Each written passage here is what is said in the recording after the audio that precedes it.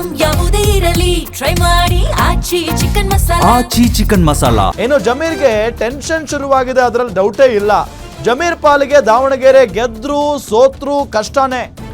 ಕಾಂಗ್ರೆಸ್ ಸೋತ್ರೆ ಸೋಲಿನ ಹಣೆಪಟ್ಟಿ ಕಟ್ಟಿಕೊಳ್ಳಬೇಕಾದ ಸ್ಥಿತಿ ಇದೆ. ಸೋತರೆ ಜಮೀರ್ ಸಚಿವ ಸ್ಥಾನಕ್ಕೂ ಕುತ್ತು ಬರುವ ಸಾಧ್ಯತೆ ಇದೆ. ದಾವಣಗೆರೆ ಗೆದ್ದರೆ ಮುಸ್ಲಿಂ ನಾಯಕತ್ವ ಕೈ ತಪ್ಪಿ ಹೋಗುವ ಆತಂಕ ಇದೆ. ಜಮೀರ್ ಅಹಮದ್ ಅಗತ್ಯತೆ ಇಲ್ಲದಿದ್ರೂ ಗೆಲ್ತೀವಿ ಅಂತ ಬಿಂಬಿತ ಆಗುವಂತ ಸಾಧ್ಯತೆ ಇದೆ. ನೋಡಿ ಹೆಂಗಿರುತ್ತೆ ರಾಜಕಾರಣ ಅನ್ನೋದಕ್ಕೆ ಇದೊಂಥರ ಎಕ್ಸಾಂಪಲ್. ಇದು ಗೆದ್ರು ಸೋತ್ರು, ಗೆದ್ರು ಕಷ್ಟ, ಸೋತ್ರು ಕಷ್ಟ. ಜಮೀರ್ ಅವರಿಗೆ ಕಾಂಗ್ರೆಸ್ ಸೋತ್ರೆ ಸೋಲಿನ ಹಣೆಪಟ್ಟಿ ಕಟ್ಟಿಕೊಳ್ಬೇಕಾಗುತ್ತೆ ಜಮೀರ್. ಜೊತೆಗೆ ಸಚಿವ ಸ್ಥಾನಕ್ಕೂ ಕೂಡ ಕುತ್ತು ಬರುವ ಸಾಧ್ಯತೆ ಇದೆ. ಅಕಸ್ಮಾತ್ ಆಗಿ ದಾವಣಗೆರೆ ದಕ್ಷಿಣ ವಿಧಾನಸಭಾ ಕ್ಷೇತ್ರದಲ್ಲಿ ಗೆದ್ರೆ ನೋಡ್ರಿ ಜಮೀರ್ ಅವ್ರು ಬೇಕಾಗೇ ಇಲ್ಲ, ನಮಗೆ ನಾವೇ ಗೆದ್ಕೊಂಬಂದ್ವಿ ಈಸಿಯಾಗಿ ಅನ್ನೋ ನಿಟ್ಟಿನಲ್ಲಿ ಈ ಮುಸ್ಲಿಂ ಸಮುದಾಯದ ನಾಯಕತ್ವಕ್ಕೂ ಕೂಡ ಕಂಟಕ ಎದುರಾಗುವಂತ ಸಾಧ್ಯತೆ ಇರುತ್ತೆ. ಡೀಟೇಲ್ಸ್ ಕೊಡ್ತಾರೆ ನಮ್ಮ ಸ್ಪೆಷಲ್ ಕರೆಸ್ಪಾಂಡೆಂಟ್ ವೀರೇಶ್ ಡಾನಿ, ನೇರ ಸಂಪರ್ಕದಲ್ಲಿ ಜಾಯಿನ್ ಆಗಿದ್ದಾರೆ. ವೀರೇಶ್ ಡಾನಿ, ಕಾಂಗ್ರೆಸ್ನ ಒಳಗಡೆ ಸಿಕ್ಕಾಪಟ್ಟೆ ಚರ್ಚೆ ಆಗ್ತಾ ಇರೋದು ಈ ಮುಸ್ಲಿಂ ಮಹಾಯುದ್ಧ. ಈಗ ಸಿಎಂ ಸಿದ್ದರಾಮಯ್ಯನವರನ್ನ ಭೇಟಿ ಮಾಡಿ ಬಂದಿದ್ದಾರೆ. ಎಷ್ಟೊತ್ತು ಮಾತನಾಡಿದ್ರು ಸಿಎಂ ಮತ್ತು ಜಮೀರ್ ಅಹಮದ್ ಖಾನ್ ಅವರು, ಏನೆಲ್ಲ ಮಾತುಕತೆ ಆಗಿರ್ಬೋದು ಒಳಗಡೆ, ಡೀಟೇಲ್ಸ್ ಕೊಡ್ತಾ ಹೋಗೋದಾದ್ರೆ?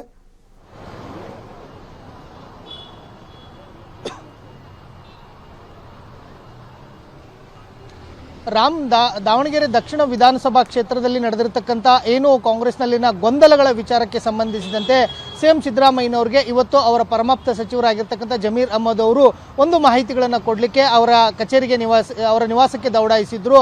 ಆದರೆ ಸಿಎಂ ಸಿದ್ದರಾಮಯ್ಯನವರು ಜಮೀರ್ ಅಹಮದ್ ಖಾನ್ ಅವರ ಜೊತೆಗೆ ಅತಿ ಹೆಚ್ಚುಗಳ ಸಮಯಗಳ ಕಾಲ ಚರ್ಚೆಯನ್ನೇ ಮಾಡದಿರುವಂಥದ್ದು ಸಾಕಷ್ಟು ಕುತೂಹಲಕ್ಕೆ ಕಾರಣವಾಗ್ತಾ ಇರುವಂಥದ್ದು. ಕಳೆದ 3-4 ದಿನಗಳಿಂದಲೂ ಸಹ ಕಾಂಗ್ರೆಸ್ನಲ್ಲಿ ಸಾಕಷ್ಟು ಗೊಂದಲಗಳು ಮತ್ತು ಬಿಕ್ಕಟ್ಟುಗಳು ಸೃಷ್ಟಿಯಾಗಿರುವಂಥದ್ದು. ಒಂದು ಕಡೆ ಅಬ್ದುಲ್ ಜಬ್ಬಾರ್ ಅವರು ಈಗಾಗಲೇ ಕಾಂಗ್ರೆಸ್ ಅಲ್ಪಸಂಖ್ಯಾತರ ಘಟಕಕ್ಕೆ ರಾಜೀನಾಮೆಯನ್ನು ಕೊಟ್ಟಿದ್ದಾರೆ. ಇನ್ನೊಂದು ಕಡೆ ನಜೀರ್ ಅಹಮದ್ ಅವರಿಗೆ ಸಿಎಂ ರಾಜಕೀಯ ಕಾರ್ಯದರ್ಶಿ ಸ್ಥಾನಕ್ಕೆ ರಾಜೀನಾಮೆ ಕೊಡುವಂತೆ ಸೂಚನೆಯನ್ನು ಕೊಟ್ಟಿದ್ರೂ ಸಹ ಸಚಿವ ಜಮೀರ್ ಅಹಮದ್ ಅವರ ಸಲಹೆ ಮೇರೆಗೆ ಅವರು ರಾಜೀನಾಮೆಯನ್ನು ಕೊಟ್ಟಿದ್ದಿಲ್ಲ. ಆದರೆ ಇವತ್ತು ಸಿಎಂ ಕಚೇರಿಯಿಂದ ಅವರಿಗೆ ಅವರ ಸಿಎಂ ರಾಜಕೀಯ ಕಾರ್ಯದರ್ಶಿ ಸ್ಥಾನಕ್ಕೆ ಹೊರಡಿಸಲಾಗಿದ್ದಂಥ ಆದೇಶವನ್ನು ಹಿಂಪಡೆದು ಅವರ ಸ್ಥಾನಕ್ಕೆ ಈಗಾಗಲೇ ಕೋಕನ್ನು ಕೊಟ್ಟ ತಕ್ಷಣವೇ ಸಚಿವ ಜಮೀರ್ ಅಹಮದ್ ಅವರು ಸಿಎಂ ಸಿದ್ದರಾಮಯ್ಯನವರ ನಿವಾಸಕ್ಕೆ ದೌಡಾಯಿಸಿ ಚರ್ಚೆಗೆ ಮುಂದಾಗಿದ್ದರು. ಆದರೆ ಸಿಎಂ ಸಿದ್ದರಾಮಯ್ಯನವರು ಅಂಬೇಡ್ಕರ್ ಜಯಂತಿಯಲ್ಲಿ ಭಾಗವಹಿಸುವ ಹಿನ್ನೆಲೆಯಲ್ಲಿ ಅವರು ವಿಧಾನಸೌಧಕ್ಕೆ ತೆರಳಬೇಕಾಗಿತ್ತು. ಹೀಗಾಗಿ ಅತಿ ಹೆಚ್ಚು ಸಮಯಗಳ ಕಾಲ ಜಮೀರ್ ಅಹಮದ್ ಖಾನ್ ಅವರ ಜೊತೆಗೆ ಚರ್ಚೆಯನ್ನು ಮಾಡಿಲ್ಲ. ಇಂದು ಸಂಜೆಯೂ ಸಹ ಸಿಎಂ ಸಿದ್ದರಾಮಯ್ಯನವರನ್ನ ಭೇಟಿಯಾಗಿ ಜಮೀರ್ ಅಹಮದ್ ಖಾನ್ ಅವರು ಚರ್ಚೆ ಮಾಡುವಂಥ ಸಾಧ್ಯತೆಗಳು ಒಂದು ಕಡೆ ದಟ್ಟವಾಗಿರುವಂಥದ್ದು. ಇನ್ನೊಂದು ಕಡೆ ಜಮೀರ್ ಅಹಮದ್ ಅವರ ಪರಿಸ್ಥಿತಿ ಅಕ್ಷರಕ್ಕೂ ನಿಜಕ್ಕೂ ಕಾಂಗ್ರೆಸ್ನಲ್ಲಿ ಇದೀಗ ಸಾಕಷ್ಟು ಚರ್ಚೆ ಕಾರಣವಾಗ್ತಾ ಇರುವಂಥದ್ದು. ಯಾಕಂತಂದ್ರೆ ದಾವಣಗೆರೆ ದಕ್ಷಿಣ ವಿಧಾನಸಭಾ ಕ್ಷೇತ್ರದಲ್ಲಿ ಜಮೀರ್ ಅಹಮದ್ ಅವರು ನಡೆದುಕೊಂಡಿರ್ತಕ್ಕಂಥ ರೀತಿಯ ವಿಚಾರಕ್ಕೆ ಸಾಕಷ್ಟು ಚರ್ಚೆ ಆಗ್ತಾ ಇರುವಂಥದ್ದು. ಕಾಂಗ್ರೆಸ್ ಅಭ್ಯರ್ಥಿಯನ್ನ ಸೋಲಿಸಲಿಕ್ಕೆ ಷಡ್ಯಂತ್ರ ನಡೆದಿತ್ತು ಅಂತೇಳಿ ಸ್ವತಃ ಕಾಂಗ್ರೆಸ್ ಶಾಸಕರುಗಳೇ ಬಹಿರಂಗವಾಗಿ ಹೇಳಿಕೆಯನ್ನು ಕೊಟ್ಟಿರುವ ಹಿನ್ನೆಲೆಯಲ್ಲಿ ಜಮೀರ್ ಅಹಮದ್ ಅವರ ಸ್ಥಾನಕ್ಕೆ ಇದೀಗ ಕುತ್ತು ಬರುವಂತಹ ಸಾಧ್ಯತೆಗಳು ಇರುವಂಥದ್ದು. ಒಂದು ಕಡೆ ದಾವಣಗೆರೆ ದಕ್ಷಿಣ ಕ್ಷೇತ್ರದಲ್ಲಿ ಗೆದ್ರೂ ಸಹ ಸೋತ್ರೂ ಸಹ ಆ ಎಲ್ಲ ಜವಾಬ್ದಾರಿಯನ್ನ ಇದೀಗ ಜಮೀರ್ ಅಹಮದ್ ಖಾನ್ ಅವರು ಹೊರಬೇಕಾದಂತಹ ಪರಿಸ್ಥಿತಿ ನಿರ್ಮಾಣವಾಗಿರುವಂಥದ್ದು.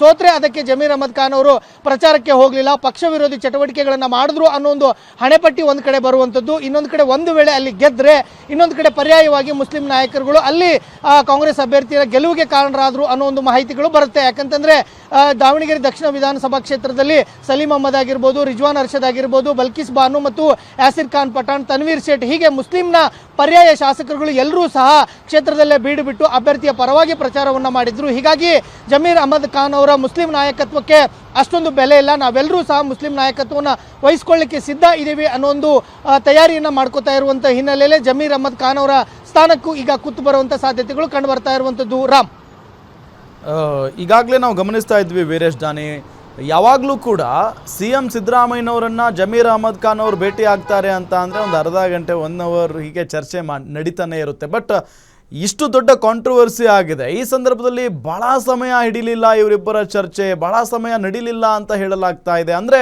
ಸಿಎಂ ಸಿದ್ದರಾಮಯ್ಯನವರು ಜಮೀರ್ ಅಹಮದ್ ಖಾನ್ ಅವರಿಂದ ಅಥವಾ ಈ ಕಾಂಟ್ರವರ್ಸಿಯಿಂದ ಅಂತರ ಕಾಯ್ದುಕೊಳ್ತಾ ಇದ್ದಾರಾ ಅನ್ನೋ ಪ್ರಶ್ನೆ ಸಹಜವಾಗಿ ಉದ್ಭವ ಆಗ್ತಾ ಇದೆ. ನೀವೇನು ಹೇಳ್ತೀರಿ?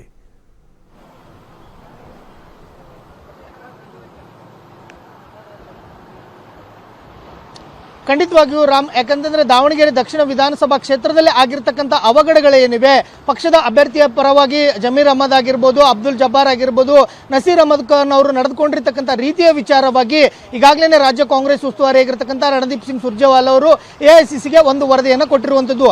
ಆ ವರದಿಯಲ್ಲಿ 3 ಮುಸ್ಲಿಂ ನಾಯಕರ ಬಗ್ಗೆ ಉಲ್ಲೇಖ ಆಗಿರುವಂತದ್ದು. ಹೀಗಾಗಿ ಸಿಎಂ ಸಿದ್ದರಾಮಯ್ಯನವರು ಸಹ ಇದೀಗ ಸಚಿವ ಜಮೀರ್ ಅಹಮದ್ ಖಾನ್ ಅವರಿಂದ ಅಂತರವನ್ನ ಕಾಯ್ದುಕೊಳ್ತಾ ಇದ್ದಾರಾ ಅನ್ನೋ ಒಂದು ಕುತೂಹಲವೂ ಸಹ ಕೇಳ್ಬರ್ತಾ ಇರುವಂತದ್ದು. ಯಾಕಂತಂದ್ರೆ ಒಂದು ವೇಳೆ ಸಚಿವ ಜಮೀರ್ ಅಹಮದ್ ಖಾನ್ ಅವರ ಪರವಾಗಿ ಬಹಿರಂಗವಾಗಿ ಬ್ಯಾಟಿಂಗ್ ಅನ್ನ ಮಾಡಿದ್ರೆ ಸಿಎಂ ಸಿದ್ದರಾಮಯ್ಯನವರಿಗೂ ಸಹ ಹೈಕಮಾಂಡ್ ಅನ್ನ ಎದುರು ಹಾಕೊಳ್ಬೇಕಾದಂತ ಪರಿಸ್ಥಿತಿ ಅನಿವಾರ್ಯ ಆಗುತ್ತೆ. ಯಾಕಂತಂದ್ರೆ ರಾಜ್ಯ ಕಾಂಗ್ರೆಸ್ ಉಸ್ತುವಾರಿಯೇ ಇದೀಗ ಎಐಸಿಸಿಗೆ ವರದಿ ಕೊಟ್ಟಿರುವ ಹಿನ್ನೆಲೆಯಲ್ಲಿ ಈ ವಿಚಾರವನ್ನ ಎಐಸಿಸಿ ನಾಯಕರುಗಳು ಸಾಕಷ್ಟು ಗಂಭೀರವಾಗಿ ಪರಿಗಣಿಸಿರುವಂತದ್ದು. ಜೊತೆಗೆ ಮುಸ್ಲಿಂ ಸಮುದಾಯದ ಶಾಸಕರುಗಳೇ ಸಚಿವ ಜಮೀರ್ ಅಹಮದ್ ಖಾನ್ ಅವರ ವಿರುದ್ಧವಾಗಿ ಬಹಿರಂಗವಾಗಿ ಮಾತನಾಡ್ತಾ ಇದ್ದಾರೆ. ಹೀಗಾಗಿ ಸಿಎಂ ಸಿದ್ದರಾಮಯ್ಯನವರು ಜಮೀರ್ ಅಹಮದ್ ಖಾನ್ ಅವರ ಪರವಾಗಿ ವಕಾಲತ್ತನ್ನು ವಹಿಸಿಕೊಳ್ಳುವ ವಿಚಾರದಲ್ಲಿ ಸಾಕಷ್ಟು ಅಳೆದು ತೂಗುವ ನಿರ್ಧಾರವನ್ನ ಮಾಡ್ತಾ ಇರೋದು ಸ್ಪಷ್ಟವಾಗಿ ಗೊತ್ತಾಗ್ತಾ ಇರುವಂತದ್ದು. ರಾಮ್, ಓಕೆ ಥ್ಯಾಂಕ್ ಯು ತಮ್ಮೆಲ್ಲ ಮಾಹಿತಿಗಾಗಿ ವೀರೇಶ್ ದಾನಿ.